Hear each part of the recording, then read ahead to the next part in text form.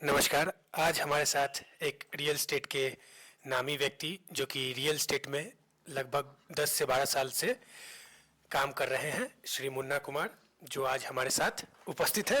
धन्यवाद आप बुलाएं हम लोग का, हमको बुलाएं, आप लोग के लिए बहुत बहुत धन्यवाद, आपका चैनल का धन्यवाद, आप सभी को धन्यवाद।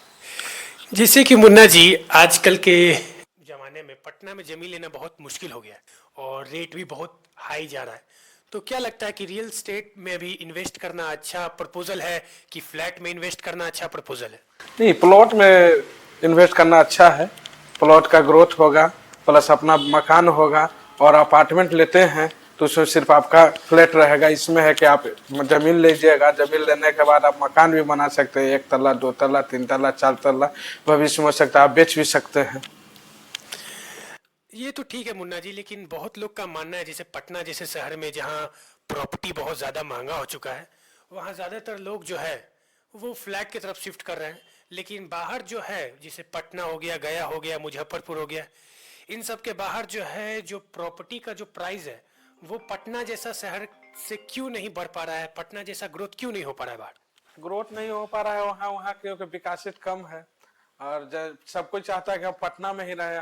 पटना मेन मुख्यालय है। पटना में सब कोई चाहता है कि हर स्टेट, हर जिला वाला पटना में ही बसे। ये चलते ज्यादा महंगा है जमीन यहाँ।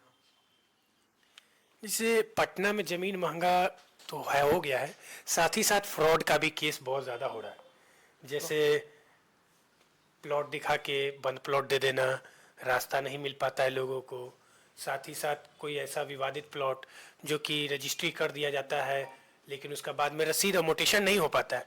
उस वैसे लोगों से कैसे बचे? पटना में बहुत सारे ऐसे डीलर हो पटना को चुके हैं। ऐसा बचना है, पटना में बच जमीन ले रहे हैं तो उसको आपको बढ़िया से जांच करना है। जांच नहीं हो पाता तो बॉन्डिंग कीजिए, पोजीशन लीजिए, उसके बाद आप पैसा दीजिए। किसी को पैसा देते हैं तो पहले उसे पूरा पेपर ले लीजिए। पेपर लेने के बाद जांच कर लीजिए। जांच करला के बाद आपको जमीन को कहीं भी रहे उसमें बॉन्डिंग करा लीजिए, अगल बगल से पता कर लीजिए, रोड रास्ता सब। जैसे जांच की प्रक्रिया जो है, बहुत सारे लोगों को पटना में नहीं पता है।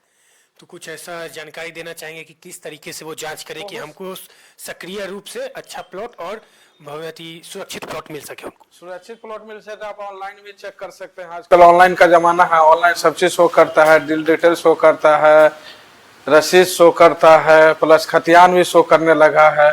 तो आप जांच कर लीजिए, ऑनलाइन देख लीजिए। नहीं होता है तो आपसे कोई लीगल वकील है, वकील से दिखवा लीजिए। अगर उससे भी नहीं होता है तो आप ब्लॉक में जाकर पता कर सकते हैं, उसका पूरा निकाल सकते हैं। निकालने के बाद आप सक्षम हो जाइए, उसके बाद भी आगे आप बढ़ सकते हैं।